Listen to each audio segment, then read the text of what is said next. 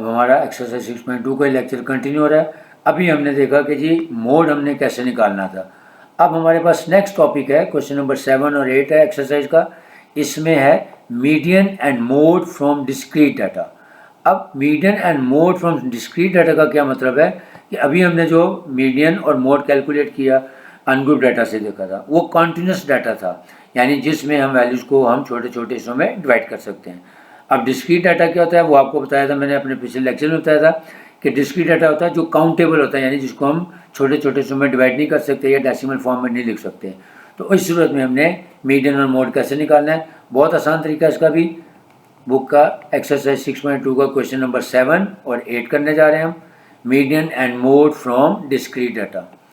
Question number 7, find median and mode of the data. Data given है 9, 11, 4, 5, 6, 8 and so on, यानी ये तकरीबन कोई 35 वैल्यूज़ दी हुई हैं। तो अब इसका तरीकाकार क्या होगा, क्योंकि ये डिस्क्रीट नेचर का है तो हम अगर इसको वैसे काउंट करना शुरू करेंगे तो बहुत मुश्किल हो जाएगा। तो हम क्या करेंगे, इसकी फ्रीक्वेंसी टेबल ही बना लेंगे, यानी वही सबसे छोटी वैल्यू है इसमें हमारे पास नज़र आ रही है 2, और जो सबसे बड़ी वैल्यू है वो 10। तो 2 से लेकर 10 तक नंबर्स को लिख लेंगे, जैसे टेबल में राइट साइड पे ऊपर लिखा हुआ है कि x यानी नंबर ऑफ चिल्ड्रन हमने काउंट कर लिए कि एक फैमिली जिसमें 2 चिल्ड्रन है, फिर 3, फिर 4, फिर 5 एंड सो ऑन टू 10 तक। अब हम इसकी फ्रीक्वेंसी बना लेते हैं। फ्रीक्वेंसी का क्या मतलब है कि 2 देखें कितने टाइम फैमिलीज हैं जिसमें 2 मेंबर्स हैं या 2 चिल्ड्रन है, वो एक ही है। फिर 3 चिल्ड्रन वाली फैमिलीज कितनी है, हमारे पास 3 नज़र आ रही हैं। फिर इसी तरह 4 चिल्ड्रन वाली फैमिलीज हैं 6, 5 वाली हैं 4, 6 वाली हैं 3 एंड सो ऑन। यानी हमने क्या किया, जस्ट इसको फ्रीक्वेंसी टेबल की फॉर्म में लिख लिया ताकि डाटे के बारे में जो इन्फॉर्मेशन है वो प्रेजेंटेबल फॉर्म में आ जाए और हमें डिसीजन मेकिंग में आसानी हो जाए। अब हमारे सामने आ गया, अब हमने इसका निकालना है मीडियन और मोड। पहले हम इसका मोड निकाल लेते हैं। फार्मूला वही होगा, मोस्ट फ्रीक्वेंट वैल्यू। तो आपके सामने नज़र आ रहा है जो थर्ड ग्रुप है, यानी जहाँ जिस फैमिली में 4 चिल्ड्रन है वो 6 टाइम्स रिपीट हुआ है। इसी तरह जिस फैमिली में नंबर ऑफ चिल्ड्रन 9 है वो भी 6 हैं, यानी वो भी 6 फैमिलीज़ हैं। तो इसका मतलब है इसके दोनों मोड होंगे, क्योंकि दोनों नंबर जो है वो same number of times repeat हो रहे हैं, यानी 4 भी 6 टाइम्स रिपीट हो रहा है और 9 भी 6 टाइम्स रिपीट हो रहा है। लिहाजा मैंने आपको अभी अनग्रुप डाटा में बताया था कि मोड जो है वो एक से ज़्यादा भी हो सकते हैं, नो मोड भी हो सकता है, डिपेंड करेगा। अगर कोई वैल्यू गिवन डाटा की equal number of times repeat हो रही है तो वो दोनों उसके मोड होंगे। तो 4 एंड 9 दोनों इसके मोड हैं क्योंकि दोनों 6 टाइम्स रिपीट हो रहे हैं।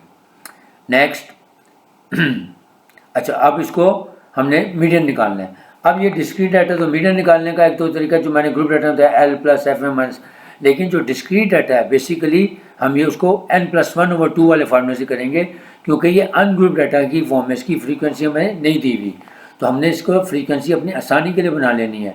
तो एक तो ये तरीका है कि हम इसको वैसे करें कॉन्टिन्यूस डाटा बना के, लेकिन क्योंकि डिस्क्रीट है तो हम इस पर अनग्रुप डाटा की मदद से भी कैलकुलेट कर सकते हैं। और उसका बहुत आसान तरीका क्या है कि जो हमने फ्रीक्वेंसी टेबल बनाया उसमें हम क्यूमुलेटिव फ्रीक्वेंसी का एक कॉलम बना लेंगे। तो क्यूमुलेटिव फ्रीक्वेंसी आपको पता है वैसी बनेगी, यानी जो पहली फ्रीक्वेंसी है 1 वो एज इट इज़ आ जाएगी, फिर 1 + 3 यानी जो सेकंड फर्स्ट और सेकंड दोनों फ्रीक्वेंसी को ऐड किया तो वो 4 आ गया, फिर 4 + 6 यानी हर फ्रीक्वेंसी में नेक्स्ट ग्रुप की फ्रीक्वेंसी को ऐड करते जाएंगे। और ये क्यूमुलेटिव फ्रीक्वेंसी का कॉन्सेप्ट आपको मैं मीडियन में भी दे चुका हूँ। तो इसका मतलब पहले हम फ्रीक्वेंसी क्यूमुलेटिव फ्रीक्वेंसी का सारा कॉलम कंप्लीट कर लेते हैं। 1 + 3 हो गया 4, 4 + 6 हो गया 10, फिर 10 + 14, 14 + 3 17 and so on to last figure हमारी आ गई 35। अब हम ये देखेंगे कि जो हमारी n+1/2 की वैल्यू है, अब n क्या होता है, मैंने आपको पहले बताया था कि जब भी ग्रुप डाटा तो n है, जब हम उसको फ्रीक्वेंसी टेबल में कन्वर्ट करते हैं तो n और समेशन f सेम हो जाते हैं। तो जो हमारा समेशन f है या जो फ्रीक्वेंसी का लास्ट टोटल होगा, टोटल वो हमारा 35 होगा। तो हमारा यहाँ पे n 35 हो जाएगा, सॉरी 35 नहीं 38। अच्छा मेरा लगा मैंने टोटल में गलती लगा दी है। 1 + 3 4, 4 + 6 10, 10 + 4 14, 14 + 3 17 + 5 22 + 5 27 + 6 33 और फिर 33 + 2 35। अच्छा 10 कितने टाइम्स आ रहा है इसमें,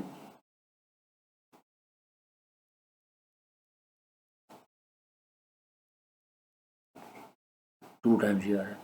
अच्छा मेरा ख्याल है इसमें मैंने कुछ गलती कर दी है, लेकिन बहरहाल आपने कॉन्सेप्ट के ऊपर फोकस करना है।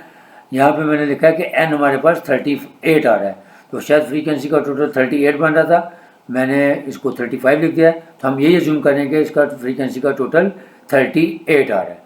तो 38 + 1/2 यानी जो ग्रुप अनग्रुप डाटा का फार्मूला वो लिखेंगे।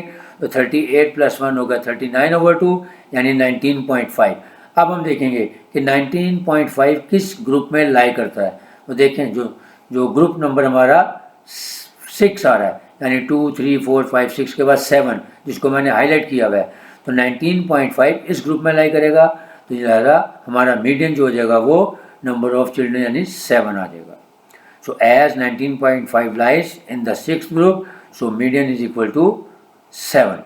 इसी तरह एग्जाम्पल नंबर 2, अब उसमें भी हमें टेबल गिवन था कि नंबर ऑफ चिल्ड्रन बताए हैं 1, 2, 3, 4, 5 और फ्रीक्वेंसी भी उसकी गिवन है।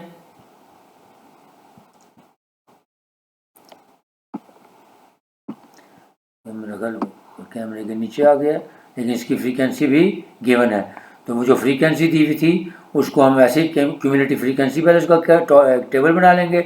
जब हमारे पास फ्रीक्वेंसी और क्यूमुलेटिव फ्रीक्वेंसी का कॉलम बन जाएगा तो जो प्रोसेस हमने ऊपर किया है उसी प्रोसेस के तहत निकालेंगे।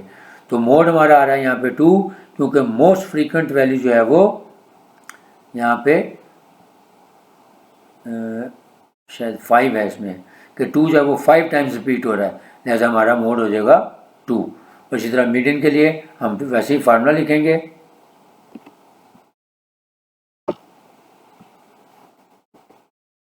Median is equal to n+1/2th value. अब यहाँ पे हमारे पास जो टोटल वैल्यू जो है फ्रीक्वेंसी का जो टोटल आ रहा है वो 20 आ रहा है, तो 20 + 1/2 करेंगे यानी 10.5। अब हम देखेंगे 10.5 किस ग्रुप में लाई करता है। 10.5 lies in the 2nd group. इसका मतलब है अब वहाँ से हम देखेंगे जो मीडियन है हमारा वो आ जाएगा 2, यानी उसकी जो फ्रीक्वेंसी है सबसे यानी जो 10.5 है वो 2nd ग्रुप में लाई कर रहा था, लिहाजा हम कहेंगे कि median is equal to 2 median is equal to 2। वो कैमरे के मैंने जो ऑन किया हुआ था उसके नीचे आ गया, कॉलम इससे नज़र नहीं आ रहा। तो अब मैं इसका अपलोड भी कर दूंगा नोट्स, आप चाहें तो मेरे नोट्स यहाँ से कॉपी भी कर सकते हैं। तो इस तरह हमने देखा कि मीन, मीडियन और मोड हम तीनों भी निकाल सकते हैं, लेकिन मीडियन और मोड जो डिस्क्रीट डाटा का है उसको निकालने का आसान तरीका क्या है कि जो भी आपके पास डाटा दिया है पहले आप उसको फ्रीक्वेंसी टेबल में कन्वर्ट करें, फिर वहाँ से उसका क्यूमुलेटिव फ्रीक्वेंसी का कॉलम बनाएं और मोड के लिए देख लें कि जो सबसे ज़्यादा number of times value repeat हो रही होगी वो हमारा मोड होता है। और मीडियन के लिए क्या हम करेंगे, अनग्रुप डाटा का फार्मूला n+1/2th वैल्यू वाला फार्मूला लगाएंगे, यानी जो फ्रीक्वेंसी का टोटल होगा वो हमारा n होगा, उसमें +1 करके उसका हाफ लेंगे, फिर देखेंगे जो हमारा आंसर आया वो किस ग्रुप में लाई करता है। जिस CF में वो लाई करेगा वहाँ पे जो वैल्यू आ रही होगी x की वो हमारा मीडियन होगा। पहली एग्जांपल में वो हमारी 19.5 जो लाई करती है वो ग्रुप नंबर 6 में आ रही है, यानी 22 में 19.5 शामिल है, जैसा उसके सामने जो x की वैल्यू है 7 वो हमारा मीडियन होगा। और सेकंड एग्जांपल में मोड हमारा 2 है और मीडियन अगेन पहले n+1/2 करेंगे, वो आया 10.5, वो हमारा 2nd ग्रुप में लाई करता है, लिहाजा वहाँ पे जो x की वैल्यू है 2 वो हमारा मीडियन होगा। उम्मीद आपको समझ आ गया होगा कि मीडियन और mode from group data, ungroup data और अब डिस्क्रीट डाटा। मैंने कोशिश की है कि हर चीज़ को अलग से एक्सप्लेन करूं ताकि आपका कॉन्सेप्ट क्लियर हो जाए। अगर ये मैं तीनों चीज़ें एक ही लेक्चर में आपको समझाता तो शायद आपको ज़रा कन्फ्यूजन ज़्यादा हो जाती, इसीलिए पहले मैंने मोड फ्रॉम अनग्रुप डाटा, फिर मोड फ्रॉम ग्रुप डाटा और अब median and mode from discrete data calculate करने का तरीका सिखा दिया। इसी तरह जो पिछले लेक्चर्स आप देखेंगे तो उसमें मीडियन फ्रॉम अनग्रुप डाटा और मीडियन फ्रॉम ग्रुप डाटा जो कॉन्टिन्यूस नेचर का होगा वो भी मैं लेक्चर्स बना चुका हूँ। उम्मीद आपको समझ आया होगा इंशाल्लाह। अब हमारा जो 6.2 का नेक्स्ट लेक्चर होगा उसमें कुछ फर्दर वर्ड प्रॉब्लम्स रह गई हैं जिनका ताल्लुक इनकी प्रॉपर्टीज से होगा या कुछ और एवरेजेस हैं जो mean, median, mode, geometric mean, harmonic mean के अलावा हैं। तो जो बाकी रिमेनिंग क्वेश्चंस हैं उसमें वेटेड मीन है और मूविंग एवरेज मेथड है। इंशाल्लाह अब जो नेक्स्ट लेक्चर होगा उसमें कोशिश करूँगा कि बाकी सारी वर्ड प्रॉब्लम्स को डिस्कस किया जाए ताकि आपका कॉन्सेप्ट क्लियर हो जाए। उम्मीद आपको समझ आया होगा। तो अगर आपको मेरी वीडियो पसंद आई है तो इसको लाइक भी करें।